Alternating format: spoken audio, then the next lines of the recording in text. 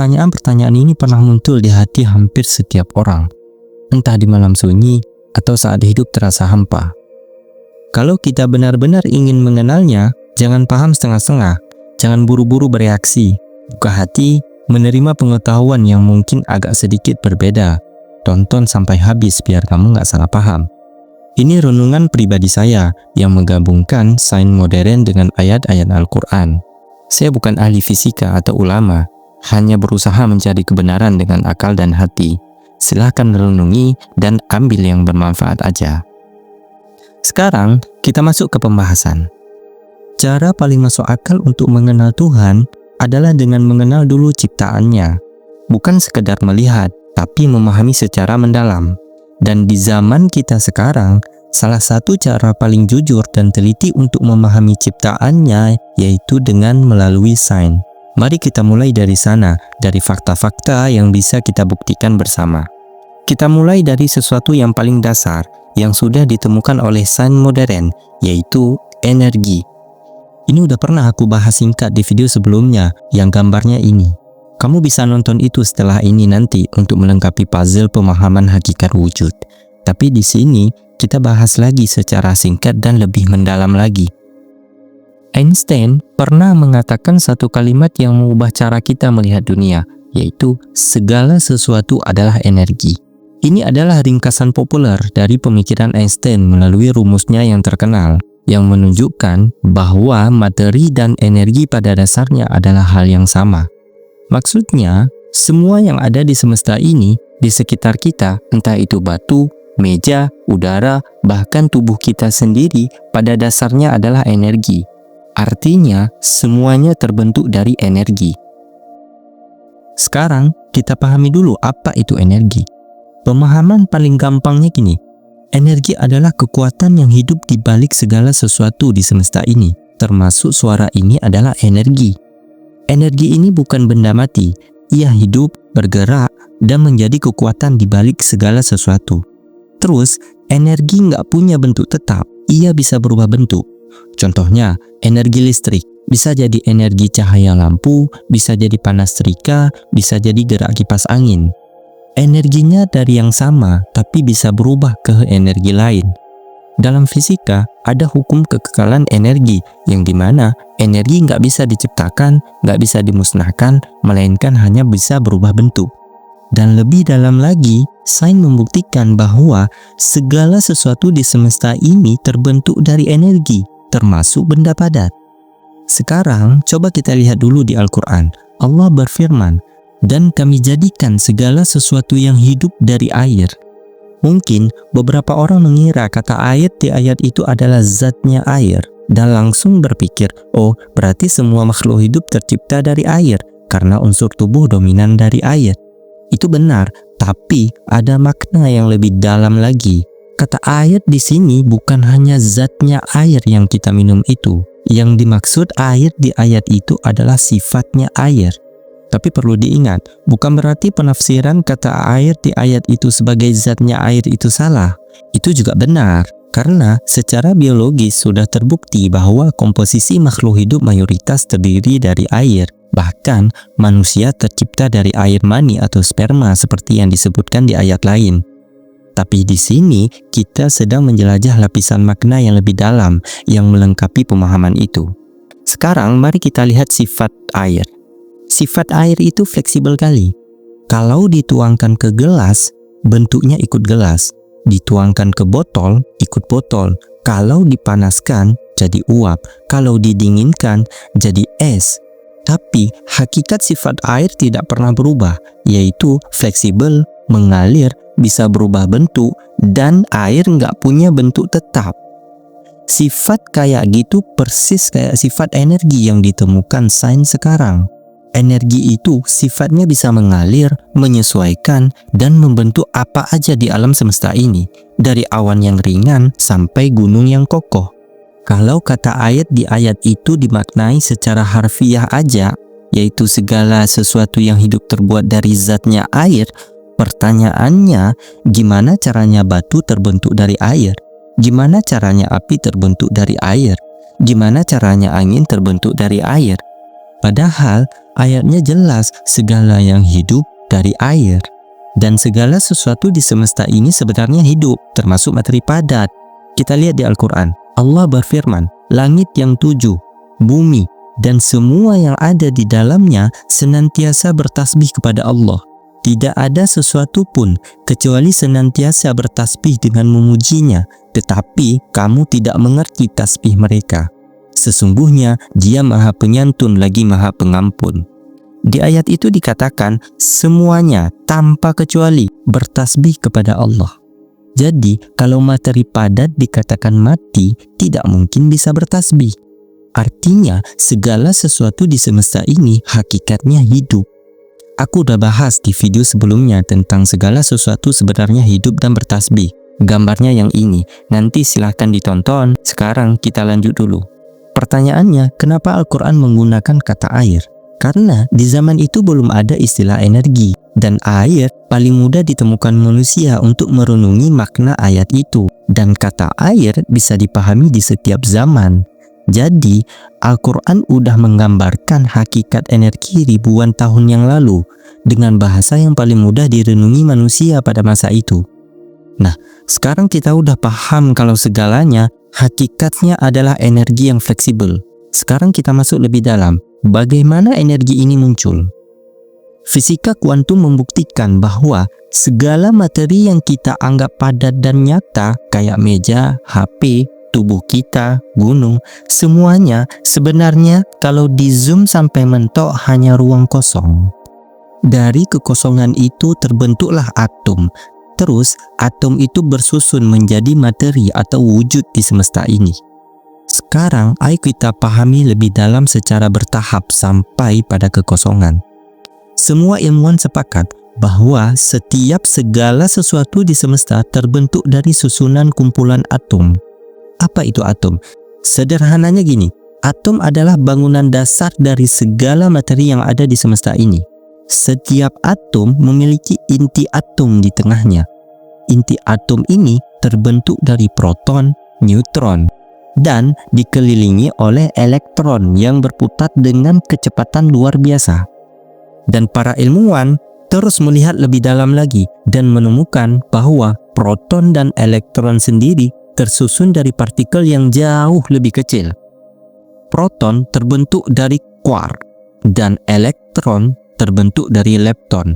Lalu muncul pertanyaan, quark dan lepton itu terbentuk dari apa? Jawabannya, mereka muncul dari ruang kosong atau ketiadaan atau emptiness. Para fisikawan menyebut fenomena ini dengan fluktuasi kuantum. Sederhananya gini, ketika energi murni di dalam ruang kosong itu muncul, membentuk quark dan lepton. Terus, energi bergerak cepat dari satu titik ke titik lain.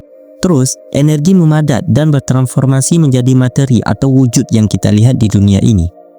Fakta yang sering membuat orang terdiam, 99,99% dari atom adalah ruang kosong.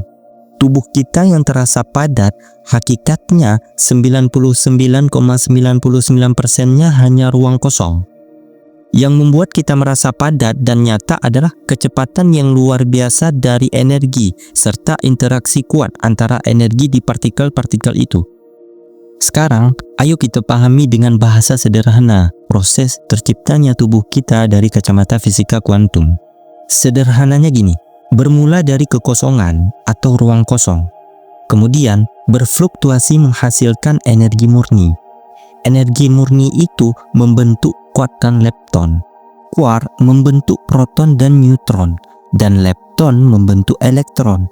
Terus semuanya menyatu menjadi atom. Terus kumpulan atom-atom ini bergabung membentuk molekul-molekul kompleks kayak protein dan asam nukleat.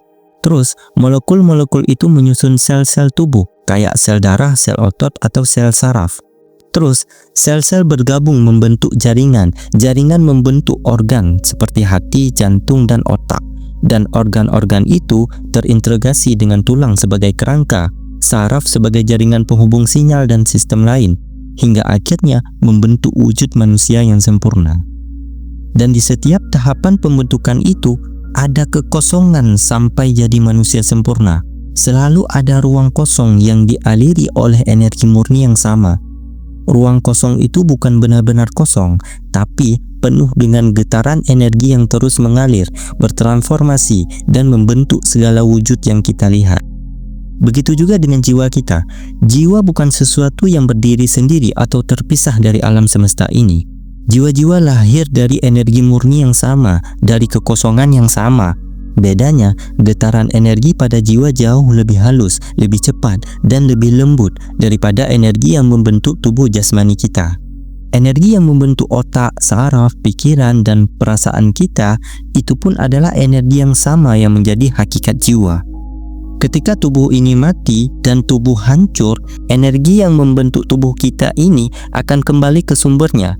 Tapi jiwa, ia terus ada melintasi dimensi, melampaui ruang dan waktu yang kita kenal di dunia ini, tapi tetap satu dengan sumber energi utama itu, tidak terpisah darinya.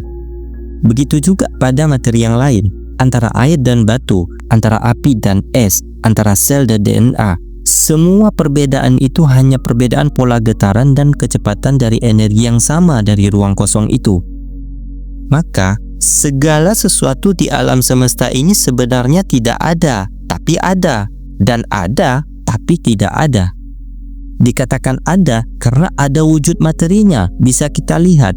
Dikatakan tidak ada karena hakikatnya hanya ruang kosong. Atau istilahnya ada tapi kosong, dan kosong tapi ada. Sederhananya, semua ini fana. Kayak kita pas lagi tidur terus mimpi. Terus di dalam mimpi itu kita merasakan sangat nyata. Kita nggak tahu kalau itu lagi mimpi.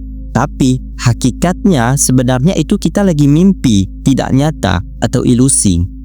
Sekarang kita lihat dalam Al-Quran. Allah berfirman, apabila dia menghendaki sesuatu, maka dia hanya berkata kepadanya, jadilah, maka jadilah ia. Itulah proses penciptaan dari tiada menjadi ada langsung dari kehendaknya. Sains menjelaskan dengan detail bagaimana semua itu terjadi, mekanisme fluktuasi, getaran, dan transformasi. Tapi sains berhenti di pertanyaan mengapa. Mengapa kekosongan itu bisa berfluktuasi dengan presisi sedemikian rupa? Mengapa hukum-hukum alam begitu sempurna hingga memungkinkan kehidupan? Mengapa ada keteraturan yang luar biasa ini? Disinilah iman melangkah masuk dalam ruang kosong itu. Kekosongan itu tidak pernah benar-benar kosong. Ia dipenuhi oleh kuasanya, nafasnya, kehendaknya yang maha hidup. Jadi, kekosongan yang kita bicarakan di sini sebenarnya tidak pernah benar-benar kosong. Ia selalu dipenuhi, dikuasai, dan ditemani oleh sang sumber sendiri.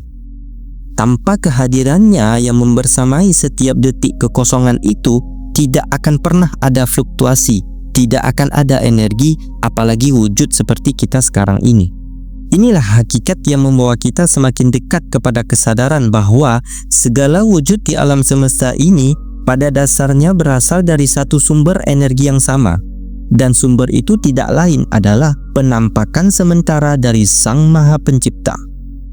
Tak hanya manusia yang terbentuk melalui proses ini, tapi juga segala sesuatu di alam semesta.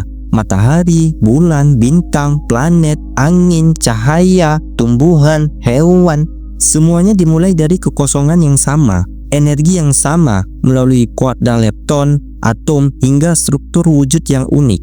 Timbul pertanyaan, bukankah manusia tercipta dari sperma? Ya, itu benar. Tapi di sini kita bahas sisi lebih dalamnya, yang dimana sperma pun terbentuk dari kumpulan atom yang kalau di zoom sampai mentok juga ruang kosong. Artinya, baik dari sudut biologi maupun fisika kuantum, semuanya tetap kembali ke proses yang sama pada tingkat paling dasar. Sekarang, mari kita lihat bukti sains bahwa semua ini sebenarnya satu kesatuan.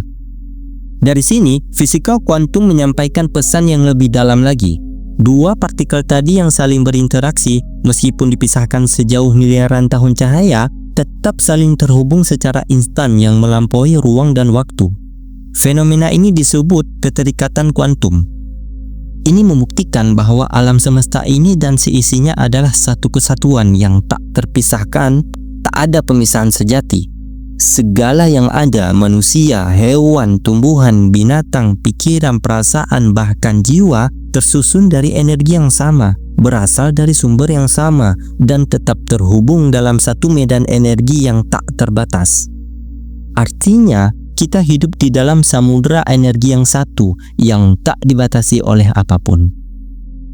Hakikatnya, semuanya adalah satu, karena semuanya terhubung, semuanya dari ruang kosong, semuanya dalam ruang kosong, dan tak terbatas oleh apapun. Satu kesatuan inilah yang diistilahkan ketuhanan, dan inilah makna terdalam dari Esa. Ini salah satu cara kita memahami mengapa Allah disebut Maha Esa.